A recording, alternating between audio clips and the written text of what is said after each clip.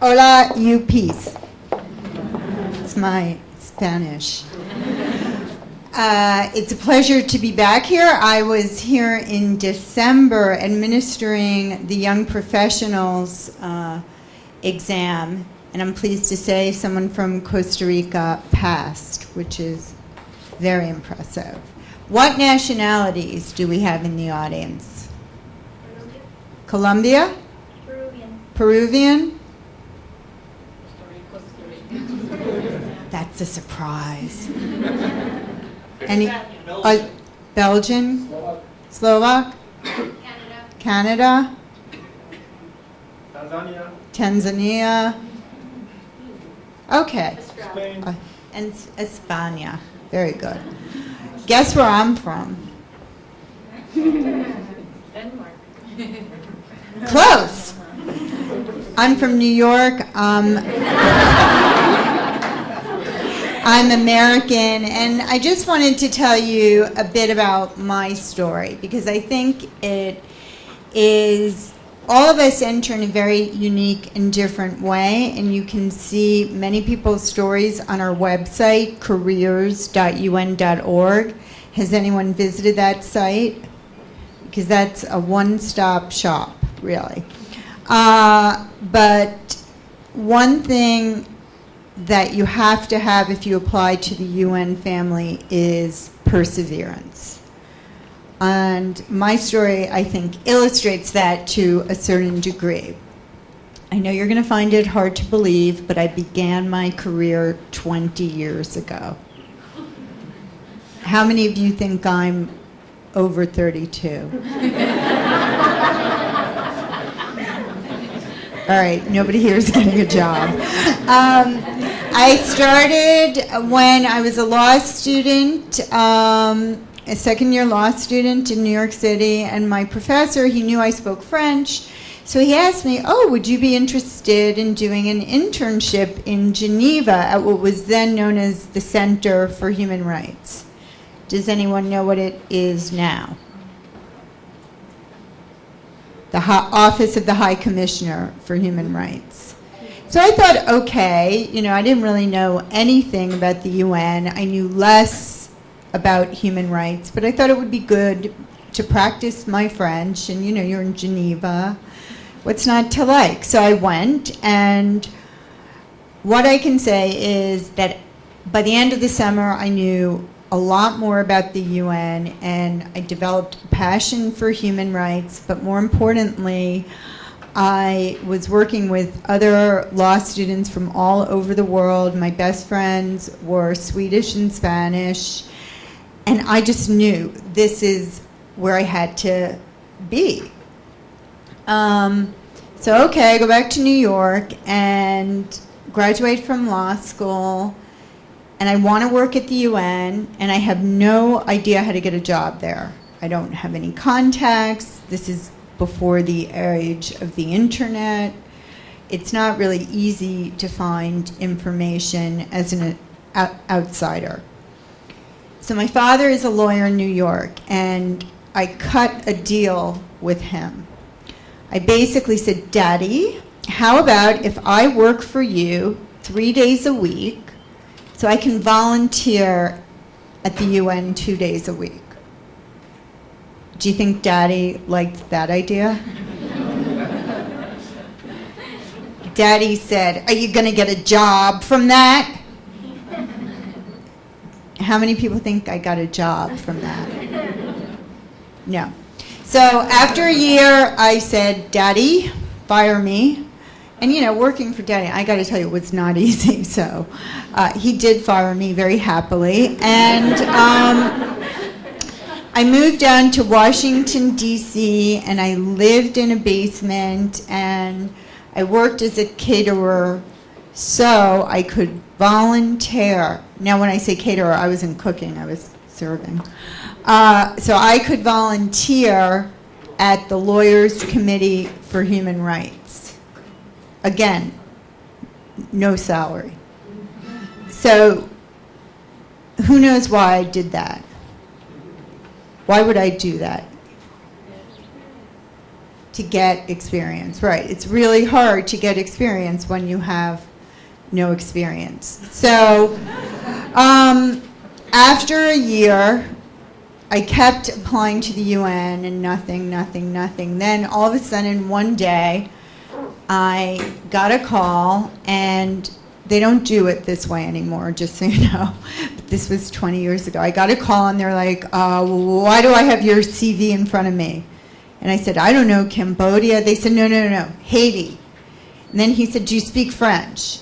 And I literally just got out of the shower, I'm like standing there, yes. He started speaking to me in French, Christian W. And he said, when can you leave? Now I'm going to give you the important answer. Immediately.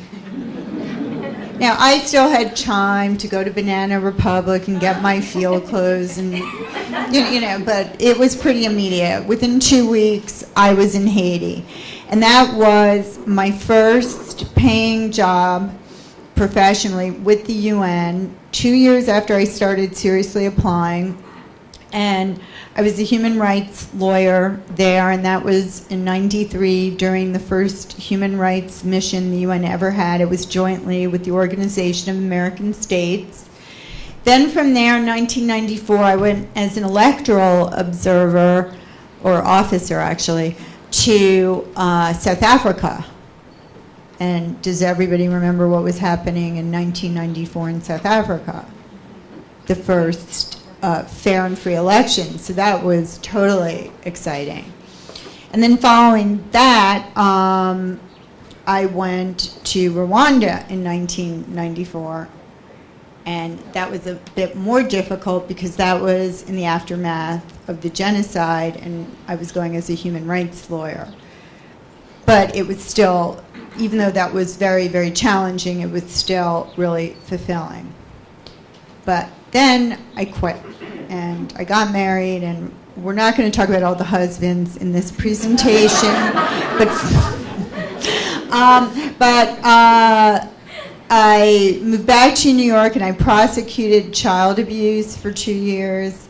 And can you imagine, between the child abuse and the genocide, my idealism was shaken up a little bit. So then I did what most people do when they're unsure of what to do. I went back to school, and I got a master's. And then I knew my true love was the UN, so I did everything I could to come back to the UN, and I ended up working for 5 years in the Office of Legal Affairs doing treaty law. Then I worked in the Department of Peacekeeping doing administrative law, and for a while was the assistant for the head of logistics. Trust me, I wasn't doing the logistics. I was advising him on legal and policy matters. And then I came to the Office of Human Resources Management, where I've done a number of things, and right now my focus is outreach. And I tell you my story for 2 reasons. One, I like to talk. Okay, 3 reasons. 2, I think it's very important if you're serious about wanting to work for an international organization to be perseverant. You don't get the job with 1 application or 10 or 15. The competition's too high, but it is a numbers game, and we're going to tell you a bit about how to do good applications. So you need to be perseverant. And then lastly, you need to think broadly about your specialty, be it law, economics, international affairs, because as you can see, it's a skill set, and you can do different jobs with 1 degree. So, enough about me. Let's talk about the UN. We are 44,000 staff. Primarily, more than 60% work in our field operations, which could be peace operations, humanitarian affairs operations, or peacekeeping operations.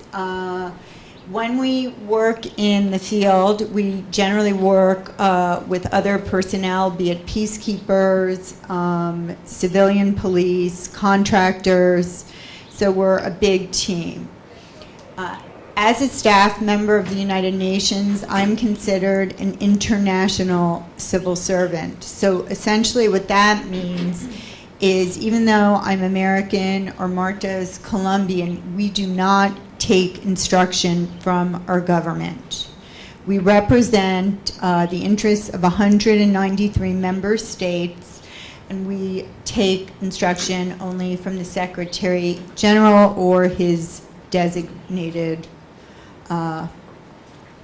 people. What do we do? Well, just a bit about this, because remember Marta showed you the slide about the different organizations. How many people know how many agencies, funds, and programs are in the UN Common System? Throw out a guess. 70?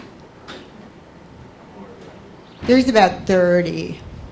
So some we have overlapping themes that we work on. So for example, in the Secretariat, we have offices and departments that work on disarmament, that work on rule of law issues, gender issues, but we also have other agencies, funds, and programs that work on similar issues or have similar mandates, but they come at it from a different point of view. For example, UN Women, that is clearly working on gender issues. United Nations Population Fund also works on gender issues. So there's a lot of cross-cutting areas, and you need to be aware of this when you're doing a job search, because if you think narrowly, like I'm only going to apply to UN Women for gender issues, you're going to lose some opportunities. So that just shows that. Where is the Secretariat? Because it is about the Secretariat. We have our established duty stations regionally. So in New York, Geneva, Addis Ababa, Nairobi, Bangkok, Santiago. We also have the two tribunals. The former Yugoslavia is in The Hague, and Rwanda is in Arusha, Tanzania. And this is just a map of where some of our peacekeeping operations are. And as you can see, they're everywhere from Haiti to Timor-Leste to the Democratic Republic of the Congo to South Sudan. How many of you would be willing to work in a peacekeeping operation? Okay. That's where the jobs are. Okay. So the profiles, what can you do? This is really important because many people think working at the UN is just about people with political affairs backgrounds or international relations backgrounds. And this is not true. We need everybody. Does everybody see their profile, so to speak, on this list? We need economists. We need people that can do budget, statisticians, communications people, logisticians, demographers, radio producers, aviation specialists that can deal with safety issues, engineers. Any engineers in the room? Do you want to go to South Sudan? That's where we need the engineers. Security people, and security is not just being a security guard, it's doing risk analysis. And so my point is, those are some of the profiles, but even within those profiles, there are nuanced things that lawyers do, that economists do. So really, you have to open up your mind a little bit and go on the websites and do your homework and search. The language exam. Any translators, interpreters in the room? Great. What are the 6 official languages of the UN? English, French, Spanish, Arabic, Russian, and Chinese. So to be to be a translator or interpreter, you need to speak Spanish much better than me. even much better than my French, and I actually do speak French pretty well. You need to actually speak 3 of the 6 official languages. So do the people that said they want to be translators speak 3 of those languages? We just, English, Spanish, French? Oh. I think the Germans would like that, but we'll talk about that later. So, no, you have to speak 3. And how it works is you would translate or interpret from the 2 languages into your mother tongue. So if I was an interpreter, I would translate from French into English, from Spanish into English. We offer an exam to test your ability. And right now we're offering exams for Spanish. We offer them on an ad hoc basis based upon the need we have in the organization. So to be eligible to take the exam, you need to have at least a bachelor's, and there is no age limit. So up to 55, you can apply to take the exam. You can find out about the upcoming exams. And I want to stress something. Many people say, I cannot work at the UN because I don't speak 3 languages. You only need to speak 3 languages if you're an interpreter or a translator. Most of the jobs are in English. Do not tell the French. No.